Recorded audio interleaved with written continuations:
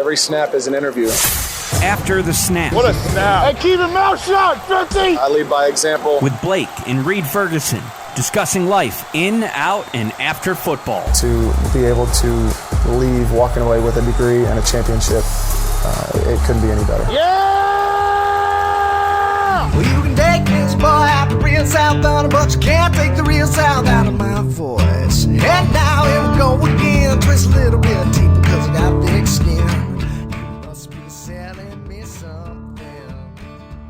Reed, we have been in California now. We, meaning the Dolphins, have been in California now for going on a week. We flew out here on Friday of last week to get the 2 days in advance time change before we played the 49ers. And we are spending all week out here in preparation for the Chargers instead of going all the way back to Miami and flying all the way back out here on Saturday or whatever. Every day that I have woken up in Los Angeles, there have been protests outside of my hotel room window. Not protesting the Dolphins, not protesting anything related to us. It's actually it's something to do with the University of California university system. But if that doesn't scream California, then I don't really know what does. Well, first off, welcome back to the pod, Reed. Oh, thank you. So happy to be back. I appreciate that. Glad to be back. I welcomed you in the intro. That's all you're glad to be back. That's all you're I was gonna ask you what your favorite and least favorite thing has been about being out there. So I guess maybe you just answered one side of that question, but what has been your favorite? I have a follow-up question, but what has been your favorite part of being out there for the last 5 days? I feel like I've done a lot the last couple of days because we were off yesterday. We're recording this on Wednesday evening. And so we had Tuesday off. Monday before that, we had majority of the day off after we had our workouts and film. So I've gotten to do a fair bit of exploring. Got to go back to Santa Monica Pier, which was cool. We went there that's throwback. Several years ago, long time maybe ago. Close to 10 years ago now, I would think. That was cool. But dinner last night has definitely been the highlight of my trip out here. Got to meet up with a guy by the name of Mark Maggiore, who is an artist who lives in LA. He's from France originally, moved here about 10 years ago. And he has become very well known for his Western art. So he's a painter, paints these beautiful cowboy Western landscape paintings. I actually just bought a print from him, a large print that's going to go in my office at my house in Atlanta. Next to the buffalo? Facing the buffalo. It's going to go in the buffalo. office. Buffalo is in the dining room, so they will get to look at each other from across the house. But yeah, so he and I connected through Instagram back in June. And then when I knew that we would be spending some time out here, I said, hey, are you interested in grabbing dinner? And so we did, and it was unbelievable just hearing sort of how his brain, how he sees the world is so different as an artist than everybody else that walks this earth. And that's what makes people like that so talented and just makes their art so real. That was by far the highlight of the trip. We went to Soho House, which is a members only type club place, which was cool. They were we were taking a photo in the lobby. There were 4 of us. One of my teammates joined, and then a friend of his joined as well, and we were taking a photo in the lobby, and the lady was like, "Sir, we we have a no photo policy. We want to protect the privacy of everybody who comes here." And I was like, "Whoa, this is like Wow. super LA." But yeah, that was definitely the highlight so far of the I trip. would be We're- protesting that. Yeah. I'll go get my poster with the wooden Your handle picket. and start marching around. But yeah, we have another, I guess, 4 or 5 days left until our Sunday night game against the Chargers. So who knows? There may be some more fun stops along the way, but yeah, that's gonna be pretty hard to top. Follow-up question. I'm assuming there's at least one guy on your team, maybe spent some time elsewhere that has done a week-long trip east coast or west before. Is there anybody? I'm sure there are. Okay, I didn't know if that was a thing. If Talked to anybody was talking anybody. about their experience doing it No. before and like how to handle it. Because No, I don't know. I can't think of anybody on the team that I know of that has done it before. Yeah. No, I'm not really sure. I know what I do know is that because I asked about this with regard to NFL scheduling with like bye weeks and with West Coast trips and things like that, that if you do have 2 West Coast away games coming from the East Coast, the NFL actually does give you priority if you want to back to back, make those 2 weeks back to back. They will actually work around Schedule it that that and way. schedule it that Interesting. way. It may not be guaranteed, but that's sort of what they allow for. Same with like a bye week following the London game. Like if you want to have your bye week following the London game, they allow you to do that. If you remember, we opted out of that last year and opted for the later bye week.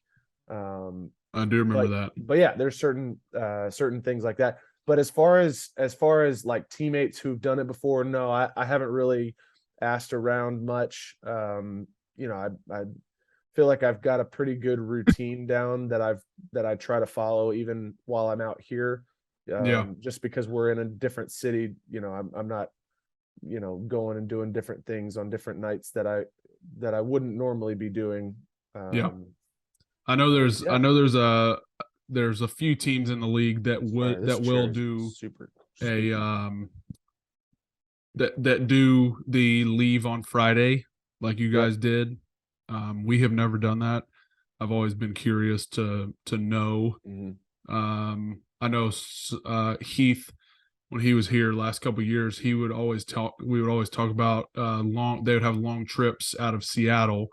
Seattle's normally near the top every year of like distance flown. If you look at the NFL chart every year, they're usually top 5. But he would always talk about how if they had a East Coast trip, they would normally go on Friday just because the flight is 4+ hours. Right. Plus the time change, obviously. One thing I will say about leaving early for that for the Sunday game that we just played against the 49ers is I could physically feel on Saturday afternoon when the time change was starting to catch up with me. When we flew out here, I tried not to nap on the flight, and I tried to stay up when we got out here so that I could get on as quick of a routine as possible, knowing that we would be here for 10 days.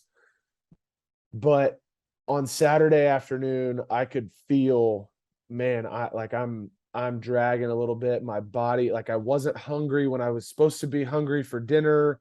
And so I think it's good that we didn't all, and I know that there were teammates of mine who felt the same way. So it's good that we didn't all feel like that on Sunday afternoon, a day later, if we had come out here on Saturday. So, thinking back, I'm like, man, I was feeling kind of sluggish. I was feeling a little off, and I'm glad that didn't have to be during the middle of a important football game. So. No doubt. So I want to get into, I know you hinted in the intro about some of the flexing stuff that is going on or has happened already for a few games coming up. But I want to get into last week's game, go over those, and then we can talk about the flex stuff. We went to New England, obviously, on Thursday. We had back-to-back Thursday. We were Thanksgiving, and then Thursday night in New England. First divisional win, obviously big whenever you can get those, especially away from home. The only thing that I really wanted to talk about is that I thought was notable from the game, apart from we did a great job, offense, defense, special teams. It was very well-rounded, complimentary football. For anyone that has been to their stadium or knows their stadium, they are filling in their open end of their stadium where that lighthouse is on the opposite end. The strong wind comes through. Yeah. They are, I think the lighthouse is gone, or you can't see it. It was dark outside, so I don't really know. But there's a lot of metal framing, I guess you would say, like they're enclosing it with a bunch of I guess suites and maybe some more stands. Interesting. And they redid the scoreboard on that side. It's a big, I think they redid it, or they moved it over maybe. There's a big scoreboard up in the corner over there now. So it really there wasn't a ton of wind when we played that night, but if you have been there, normally there is a good headwind coming through on that side of the stadium. But I think after they close it in, it won't be as noticeable. So I thought that was an interesting tidbit from what I noticed, because I had no idea that was going on. You guys, obviously, We go up there in a couple I would think you would have brought it up if you had played there already, but that was our first time there this year. So I just thought that was interesting. So we are next up this weekend, Sunday, at home against the Jets, 1:00. And oddly enough, it is week 14. Okay. We are 9-3. Okay. We've played 12 games plus a bye week. 12 games, and this is our 5th home game of the season. We have played 8 away games so far. So normally, are you including Cleveland the game, Detroit game, the Cleveland game in Detroit as a home game, as an away game, Okay. as an away game. Normally, before they added the 17th game, every team, bar the London games, or I guess the London home teams, you'd have 8 and 8, an even split, 8 home, 8 away. They added the 17th game last year, so you alternate every year. You get an extra home game, extra away game, extra home game, extra away game. So last year, first year with the 17th game, we had an extra home game, so we were 9-8. This year was supposed to be extra away game, 8 and 9. It's going to end up being 7 and 10 because of that Cleveland game. So that's tough. Super interesting. Now, hear me out. Not going to complain about an extra dome game. Okay. I just thought it's bananas that it's mid-December and we're playing our 5th home game. That makes that bananas. How many? That's like one a month. So almost. you have 2 home games. You said it's 7 and 10. So you have 2 home games left. You have us and the Jets again. Miami at home, and then we go Chicago on Christmas Eve at Chicago. Okay. Cincinnati, last Monday night game of the season, and then home New England to finish in week 18. Got it. So we have three to two left, 3 home games, 2 away games left. But just bananas that this is that it got set up this way, where we're playing our 5th home game. I feel like we haven't played at home we haven't played at home in forever. Yeah. So since the Minnesota game, that was I don't know, almost a month ago maybe. Yeah, that was a while ago. So just interesting tidbit. But you guys, I'll let you hit on it. You guys played San Francisco. That's a stadium I have yet to go to, so I'm super jealous. I kind of mentioned it earlier. We were obviously in San Francisco this past Sunday. Did not come out with a victory, but that's okay because the beautiful thing about the NFL is there is always going to be another team like as soon as you blink your eyes, it's another game day. Yep. So, excited. Especially this time of year, the games are flying by. Yeah, and we're the fact that we didn't go back to Miami and we're already like we're out here, and so excited to get back on track. Hopefully this week with playing the Chargers.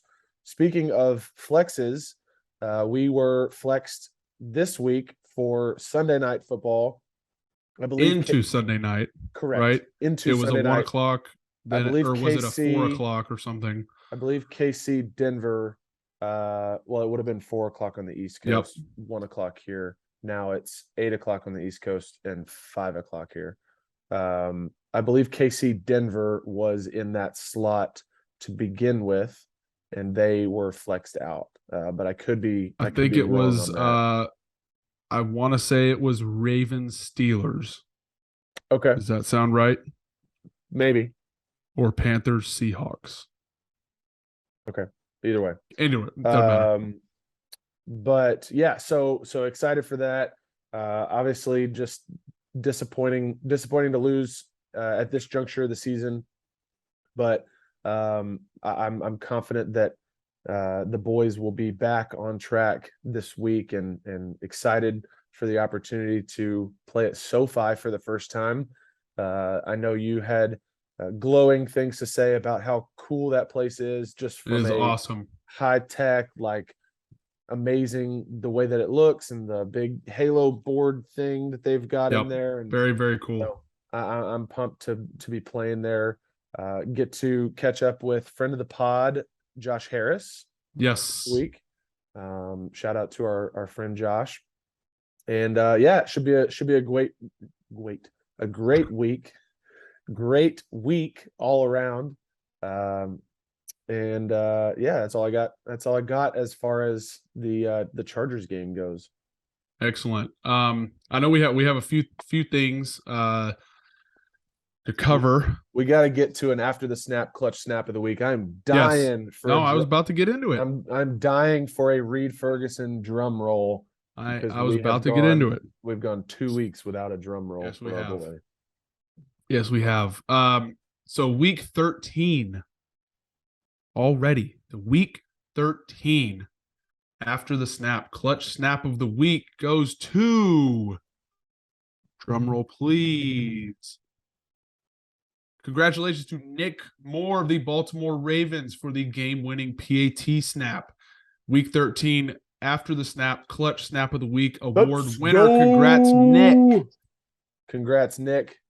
That's awesome. I will say Nick is he's doing a great job. He I believe the last update I saw, Nick is actually leading the AFC Pro Bowl votes for the AFC snapping position. So it's actually a fat lie. Zach. It's actually a fat lie. Okay. Because Alec Ingold came up to me on the elevator today and told me that I was now leading the AFC Pro Bowl vote. No kidding. No kidding. All right. There you go. And I wasn't going to say anything about that because that's not, that's not what we try to do to that's puff the ourselves reverse up. Actually, because of your tweet that you posted about voting for me. I think it would be it'd be quite interesting for me to make it to the Pro Bowl before you, given the success just remember, if you make it to the Pro Bowl, you earned it, and if you didn't make it to the Pro Bowl, The voting is rigged. That's right. That's right. Bots. The Bots. voted for the other player. We love a bot vote. Yes. No doubt. So congratulations But- to Nick. He's doing a great job this sorry, season. Sorry, Nick, to No, discredit your. I know. No. Totally fine. Nick's having a great year. I hope Nick, soon to be friend of the pod. I trained with him. I guess it was two off seasons ago when we were still lived in Atlanta. So that was actually it was before the training camp that he went to Baltimore and took over that job. So congratulations, Nick. After the snap, clutch snap of the week. Amazing. Round of applause. Congrats. Great job. So second, getting into a few things. Second flex game of interest. So we obviously, I know you hit on it a second ago.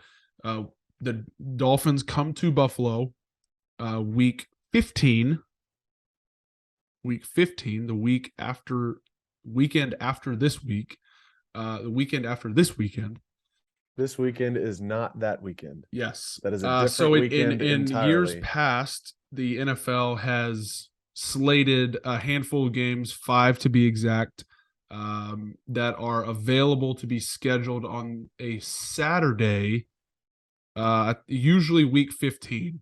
I think last year we were also one of the past 2 years we've been on that list because last year we played, I believe it was the Carolina game we played we were Saturday. I think we were the early game on Saturday last year. And then 2 years ago, we played at Denver in the afternoon slot on the Saturday. And that was actually the game that we clinched the division for the first time in a while in Denver that year. That was COVID year, no fans, although they did have a bunch of South Park cutouts in the end zone. Which was pretty funny, even though I've never seen the show. So week 15, Bills Dolphins flexed into the Saturday night slot for week 15. So that'll be Saturday, December 17th on NFL Network. And I believe I'm not sure what the conversation was. Because you guys are at the Chargers Sunday Night Football this week. Yep. It's very not often that a team plays back-to-back weeks on Sunday Night Football, home, away, home, away, whatever. Back-to-back weeks on Sunday Night Football really just doesn't happen. The Chargers, there is precedent there because I looked it up. The Chargers did do it earlier this year. They played, I think it was maybe back-to-back division opponents. One of the games was against the Chiefs. The other one had to have been Denver because Denver had maybe. so many primetime games. Yeah, Denver and the Chiefs back-to-back on Sunday Night Football. So the precedent was there for it to happen, but I don't think that I think NFL Network wanted that game given the circumstances, especially if we both eke out a win this weekend. So it got moved to Saturday night. I can't believe that they waited this long. I feel like the deadline, like that's super late. They announced it less than 2 weeks away from the game. I think they have to. I think the limit is 12 days. Well, yeah, the deadline was yesterday. Thomas Morstead was telling me. Yeah, the deadline was yesterday at 4:00. Yeah. But they announced it Monday evening or Monday afternoon. Yeah. So I feel like for travel purposes, because Brett, friend of the pod, was on last week. He unfortunately can't come now. A couple other people that were planning on coming that I know also can't come now. So I feel like backing it up maybe 2 weeks, or maybe at least a week, maybe 17 or 18 days prior to game day would be helpful. But I don't know. Maybe they want to do 12 days to make sure that like the matchups and the storylines are still there. I guess I don't really know why. Just 12 days seems short. Just to make it clear, are you criticizing the way that the league operates? So Dude, this is the squeakiest chair of all time, and I'm so I can't sorry. hear it. I if can't I'm- hear it. Okay. If I'm being I can't hear it. annoying when all of our listeners are listening to this podcast, I am so sorry. This No, I thing cannot hear is- it. Every time I Um, like shift my weight, this thing squeaks. But No, you're good. So I feel like we have to mention it a little bit just because it's my teammate. News just broke today about Vaughn. Super bummed out about that. Obviously, he's a great player. I know he'll be back strong. We all know that. forgive We're my gonna miss him, but forgive he's my gonna be. ignorance. Did he Hmm. get hurt in the New England game, or was it No, it was Outside of- Thanksgiving. Thanksgiving? Okay, It was gotcha. a Thanksgiving game. Got Like his knee buckled on the turf or whatever. Got it. Okay. And that actually is super interesting because that turf is one of the fields that Yep, the slit the film. PA is the slit film turf. So Yep. just really hate to see that. Mm. We thought kind of that he'd be back like in a couple weeks. They put him on IR. Yeah. I think a week, like the day before the New England game last week. So Hate that. yeah, just super bummed. He was having a great season. But he will be there cheering us on the sideline, helping those young guys out. I think I saw where um, maybe Brandon Bean said that he's like for sure coming back. You know that he's not looking to be done playing, or I don't know. They signed him to a 6-year deal, so he better not. Okay. Be done. Maybe it was maybe I misread the headline or something, but it seemed very encouraging that he was going to come back. Maybe this season to maybe be it was come back stronger than he was. Yeah, before something or like that. something. I don't know. Yeah. Anyway, wanted to but, hit that for yeah, the Bills that's fans tough. listening. I know It's- that's tough. He's been a fantastic addition to the locker room this year. So really enjoyed getting to know him, and yeah, so he'll be back next year, I guess. Some other news out of the college football world. If you've seen it, I think if this you- is if the you biggest. if you haven't seen it, you're not paying attention to anything on social media, because videos upon videos and content, and that is what this guy just thrives on. It's what he's thrived on his entire career, playing football and now in the coaching world. Deion Sanders has taken the head job at Colorado. The videos that I'm referring to are both the videos from when he was addressing the team at Jackson State, and then also his introductory team meeting when he got to is it Colorado? Is it CU? Colorado University? Yes. When he got to Colorado University, just bonkers. Like there were guys that were upset with him for leaving. There are people that are, upset with him for leaving. And then there were other guys who were, just incredibly gracious and had so much gratitude for him and what he's been able to do for their careers. And then he goes to Colorado, and the only clip that you see of this, who knows how long introductory team meeting, is him telling them that they should all join the transfer portal, and that I'm coming, and I'm bringing my luggage with me, And it's and Louis. it's Louis. I But had to read into some of the replies and comments to understand I think what he context meant is by some of important. the content. Okay. context is definitely I didn't important. realize that the luggage meant players. Yeah. Yeah. Okay. I'm bringing didn't my realize luggage that. with me. I'm bringing my. I thought he was I'm literally bringing- talking about Bruh. his luggage. I didn't know. Who says that? Who refers to players as luggage? I don't Usually, know. like luggage or baggage is a bad thing, Yeah, I don't know. right? Okay, you get where I'm coming Yeah. from. Yeah, I understand. I did think it was odd though. He's not. He said he mentioned he was sorry. I know you're still talking. No. He said he was still coaching the Jacksonville State bowl game. Yeah, he's going to finish out the year at Jackson State, and then Right, he's gonna, Jackson State. and then So- he's going to and- go so to he's not- Colorado. Okay, so he's not the coach yet Right. officially. I guess. I mean, that happens. That happens a lot at like I when, just thought it was when interesting. Matt Canada took over as OC at LSU. When he got the job as OC, he came and addressed the team, and then went back to, I think it was Pittsburgh. Pitt. He went back to Pitt and coached their bowl game, or maybe they had 2 games left or something. So that that happens where they will go back and finish out coaching. Right. That's not the problem. I thought that's not the thing I thought was weird. The thing I thought was weird was, one, he named a quarterback already.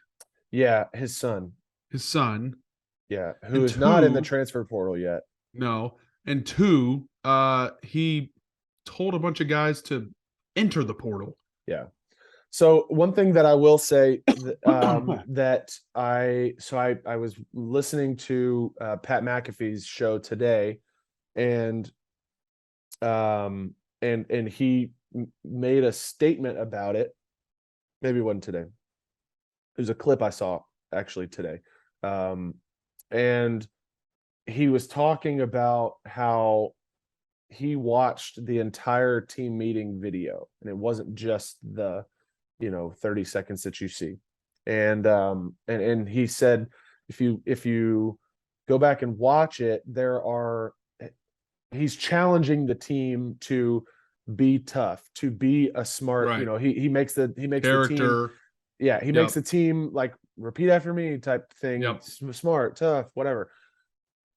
And so he's challenging the team, putting the ball in their court to compete with whoever they bring in, because they're going to play the best guys, whether they're already on the team or whether they transfer in. He's not saying you all need to go in the transfer portal because none of you have a shot anyway. But Pat, That's kind of the vibe that I got, was Pat like the did- competition part of it. Pat I just did- thought the well, and headlines that's were because odd. that's because you know how coaches operate, and you Right, know right. that they are all about competing, and especially in a training camp or off season training, whatever. But the average watcher of a clip like that may not know what he's saying. So I think that that's important to note, that he's challenging them, not just saying Sure. you all need to leave because you all stink. Now the team does stink. That's why they hired him. But I'm sure that there are some players that he will want to play important roles for their team moving forward. But it's definitely gonna be interesting as he takes bigger stages. Now in the Power Five, he's going to be playing a lot more televised games. They were getting televised games just because of who he was at Jackson State, but now he's a Power Five coach, and I thought it was funny. I saw a clip of, I believe it was the AD for Colorado, that somebody was asking him, how are you going to pay this guy? And he was like, well, we don't have the money yet, but we're confident that it'll come in. And it sounds like, holy crap, you don't have the money to pay this guy yet? Yeah. But he's right. Like, the buzz and the NIL attention and Money's coming in. booster money that's about to start rolling in Yep. for this guy is off the charts. Off the No charts. We doubt. saw it at a small HBCU like Jackson State. There's no telling what he's going to be able to do at the Power 5 level, and that's what I'm most excited about. No doubt. So unfortunate, moving on. A little bit of an unfortunate day last Saturday. I'm not sure if you were able to watch out in Cali. I don't know if you guys had football or anything going on. I did. We obviously were off with the weekend. USA played the Netherlands at the World Cup. Unfortunately, despite their best efforts, did not come out with the dub. Thought they had a They shot lost. late, man. I They thought they did. did. They did. and They You did. could see the momentum kind of moving in Yep. their direction when they 70th scored. minute, I when think they- 71st minute, we when they scored scored the goal. to go 2-1, Yep. and we were fighting and we were putting balls in the box. Yeah. And just could not come out on top. They got 3 goals, arguably all against the run of play. Yep. So I just, didn't expect a ton. Happy that they got to the knockout stages, but I think they set a good footprint Totally. for Totally. 2026. Especially given how young all the guys are. No doubt. 2026 rolls around. We are going to be in the absolute golden age of U.S. soccer. Firmly believe that. The golden age. Well, I think when all the guys, and not all the guys that are on this World Cup squad are going to be involved. There's a couple older guys that'll be phased out. Yep. And a couple of guys that may be deemed not good enough at that time to go through. I've already seen a lot of projections that Weston McKennie might be fighting for a spot in 4 years just to make the squad. So just based on that's I have no idea, but that's encouraging, man. Super interesting. So can we get a 9 striker though? I would love to. All you need is one guy. All you need is one guy. England's playing one. They got Harry Kane, one guy. And I'm not saying you need Harry Kane, but you need one guy to put those balls in the back of the net. You can't be trying to figure out who you're going to start at the top as you're rolling into the World Cup. Yeah. That's not how that works. No. And expect to go far at least. Right. And the lack of goal scoring was incredibly obvious. It was very apparent that they played well on the defensive end of the field, but never scored more than one goal. Could not put 3 balls goals in the net. 3 goals in 4 games. Yeah. Although I will say I am a big fan of the analytical side of things. We did outperform the Netherlands on expected goals, which is a big stat that a lot of soccer people look at. So thought that was interesting. We did outperform them. We just got to be able to convert those chances. So I will be cheering on Argentina now because I want Leo Messi to raise the trophy before he retires from Argentina national team. But in my pool, I did pick Brazil to advance. So I we'll didn't see. get invited We'll see. into a fancy pool like you did, but for me, Brazil is going to be the team to beat from here on. I mean, they've looked sharp in every single match that they've played. Yep. Neymar is healthy, and he had a penalty. I think it was yesterday. Had a penalty and an assist, and they're just. I mean, they're firing They on all look cylinders. They look so good. Super pumped just for Morocco. They seem like it's amazing. the sort of Cinderella horse. story. No doubt. They and have a lot of I don't know, they have a lot of really good players. I don't know what their projection was, like how well that they were supposed to do, but I know that they were not supposed to win the match yesterday. And No, they were when I looked at the list of Vegas odds, they were not in the top 20. Wow. They were outside the top 20 for favorites. So they were like Amazing. 22nd or Yeah. 23rd Wow. to win the tournament. Obviously, that's Also based on group stage games. Also important to note, goal scorer for Morocco that won the match did the waddle Yes. celebration, which Very was phenomenal. I'm not going to try to pronounce his name because I will totally mess it up. Let's give it a shot. But him and Antoine Griezmann have both done the waddle celebration, and it is pretty cool to see that making its way across the world for a Yep. worldwide celebration like the World Cup. I think that is so cool. Ashraf Hakimi, he plays for PSG. Hakimi. He is he's their Yeah. right back. Okay. He's a good player. Ashraf Hakimi. Congratulations to them. Yes, to Ashraf.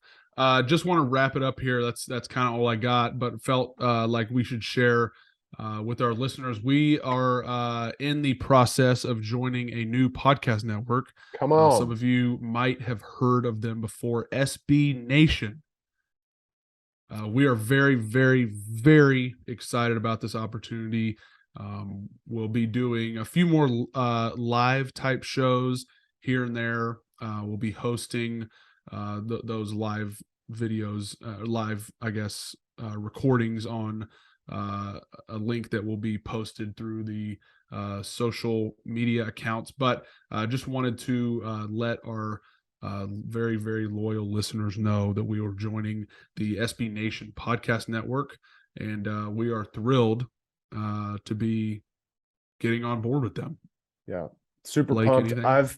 I've been listening to several different SB Nation podcasts throughout the last probably 5 or 6 years, and following various SB Nation accounts. And so I'm super pumped to be joining with them and partnering with them, because I believe in the product that they put out, both in written form, but also in podcast form. And so, yeah, I'm super glad that the opportunity has presented itself for us to get on board with SB Nation. Let's Absolutely. One more thing just to end the podcast. Friend of the pod and friend of our producer Chris, Drew Gear, who is the host for the Rockpile Report. We have mentioned them on the podcast a few times. Wanted me to mention a charity that he works with and has donated to for a few years now. It's called Friends of Night People. Every this time of year, holiday time, they do a ton of providing warm clothes to homeless people, homeless shelters, keeping their soup kitchen open a few extra hours every night, a few days a week throughout the holidays. He wanted me to just mention that they are doing a raffle for some signed Bills items. $5 donation per entry into the drawing, made to Friends of the Night People in downtown Buffalo. So Amazing. if you donate $5, you get an entry into the drawing. There's some assigned Jordan Poyer and Micah Hyde football, some mini helmets that I think myself and Tyler Bass will be signing, and I think I think that's pretty much it. He just asked if I would mention that, so Absolutely. I will That's awesome. post the link to Friends of Night People on the social media pages shortly after we finish this recording. Beautiful. That's all I got, buddy. That is a wrap on this week's episode of After the Snap. As always, you can follow us on social media at After the Snap Pod, Instagram, TikTok, Twitter, all of the places. You can also subscribe to us on Spotify, YouTube, and Apple Podcasts. And lastly, go vote for Reed for the AFC Pro Bowl long snapper. You can Appreciate do that that. on And vote for NFL.com. Blake. I don't know. On opposite days. Hope you all have a great week. Thanks for listening. We will see you soon. This has been After the Snap, tales from two brothers who live life upside down.